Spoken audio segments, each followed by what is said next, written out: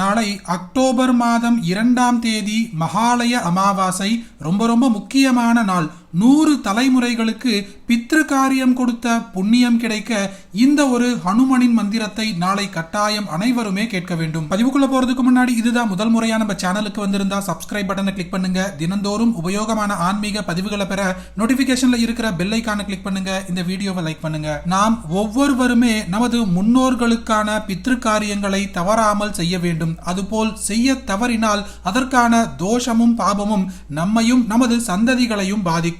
அப்படி இது நாள் வரை நாம் பித்ரு காரியங்களை செய்ய தவறி இருந்தால் கூட மிக முக்கியமான இந்த மகாலய அமாவாசை என்று இந்த ஹனுமனின் மந்திரத்தை ஒருமுறை சொன்னாலோ கேட்டாலோ இதுவரை நீங்கள் பித்ரு காரியங்களை செய்ய தவறிய பாபங்களும் நீங்கி அனைத்து விதமான பித்ரு தோஷங்களும் நீங்கி பித்ருக்களின் ஆசிகள் கிடைக்கும். ஓம் நமாமி ராமதூதம் ச ஹனுமந்தம் மகாபலம் शौर्यवीर्य समायुक्तं विक्रान्तं पवनात्मजं क्रीडासु जयदानं च यशसापि समन्वितं समर्थं सर्वकार्येषु भजामि कपिनायकं क्रीडासु देहि मे सिद्धिं जयं देहि च सत्वरं विघ्नान् विनाशया शेषान् हनुमन् बलिनां वर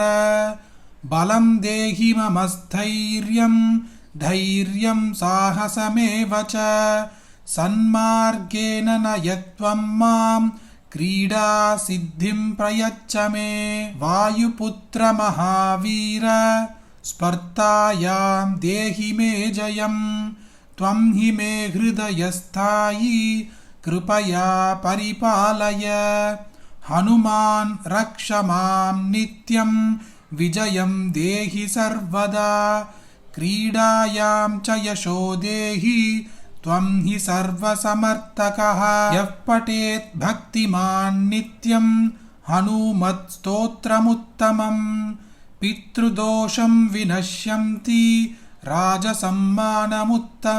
பித்ருதோஷங்களும் பித்ரு சாபங்களும் விலகி நமக்கு அவர்களின் ஆசீர்வாதம் கிடைக்க முக்கியமான பட்சம்தான் மகாலய பட்சம். அதிலும் அமாவாசையுடன் சேர்ந்து வந்திருக்கக்கூடிய இந்த மகாலய பட்சத்தில் இந்த ஹனுமனின் மந்திரத்தை பக்தியோடு ஒரு முறை சொன்னாலோ காதால் கேட்டாலோ 100 தலைமுறைகளுக்கு பித்ரு காரியம் கொடுத்த புண்ணியம் கிடைக்கும். அனைவருமே கட்டாயம் தெரிந்து கொள்ள வேண்டிய இந்த பதிவை உங்களுக்கு தெரிஞ்ச எல்லாருக்குமே பகிருங்க. இந்த வீடியோவை லைக் பண்ணுங்க. நாளைக்கு மற்றொரு பதிவில் சந்திப்போம். ஹரி ஓம் மகா பெரியவா போற்றி.